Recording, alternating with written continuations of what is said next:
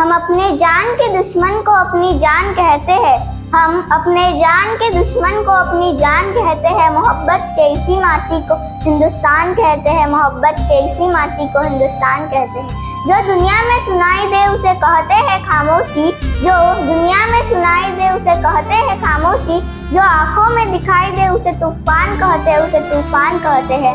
परम माननीय मुख्य अतिथि, शिक्षकगण एवं मेरे छोटे बड़े भाइयों और बहन, मेरा नाम आराध्या प्रशांत ठाकरे है। मैं कक्षा 6वीं की छात्रा हूँ। आज मैं अपने वतन के खातिर अपनी भावनाएं व्यक्त करना चाहूंगी। सबसे पहले मेरी तरफ से आप सबको 15 अगस्त की बहुत बहुत शुभकामनाएं। देशभक्तों से ही देश की शान है। देशभक्तों से ही देश का मान है। हम उस देश के फूल है यारो, जिस देश का नाम हिंदुस्तान है। जिस देश का नाम हिंदुस्तान है।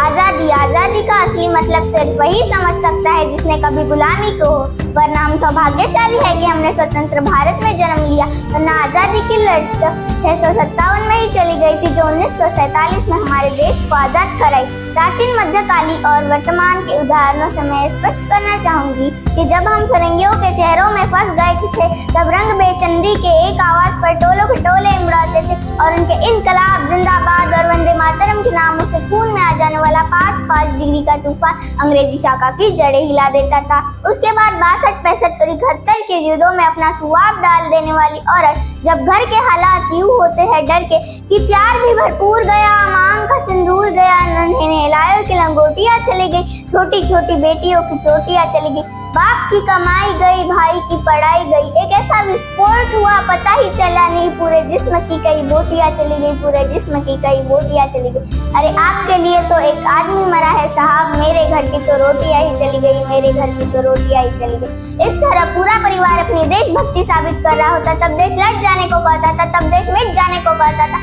तब देश फांसी दे जाने तक कहता था। किंतु आज मेरे विचारों से देश लट जाने को, मिट जाने को, फांसी दे जाने को नहीं करता, बल्कि जो अपना काम पूरी मेहनत, पूरी लगन, पूरी ईमानदारी से करता है, वही सबसे बड़ा देशभक्त है।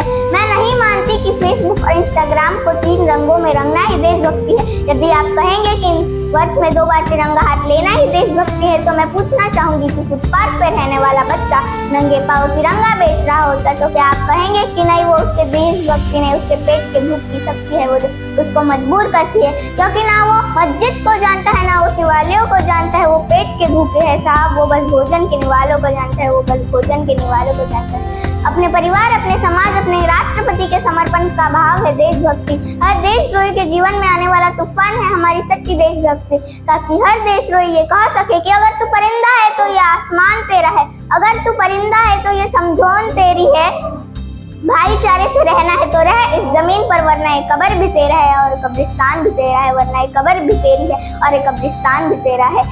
कि ना सरकार मेरी है, ना रोप मेरा है, ना ही बड़ा सर्वनाम मेरा है, बस इतनी सी बात का गुरूर है मुझे कि मैं भारत की हूँ और ये भारत मेरा है, कि मैं भारत की हूँ और ये भारत मेरा है। मेरे विचारों से ना हिंदू की जरूरत है, ना मुसलमान की जरूरत है। ये पेड़ पौधे शाकाहारी भी परेशान हो जाए अगर परिंदा भी हिंदू और मुसलमान हो जाए। यही सच्ची देशभक्ति और यही सच्चा राष्ट्र प्रेम।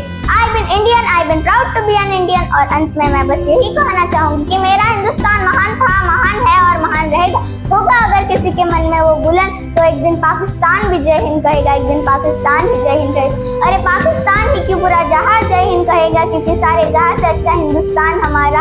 हम बुलबुल है इसके, ये गुलस्ता हमारा। धन्यवाद। जय हिंद, जय भारत, जय जवान, जय किसान।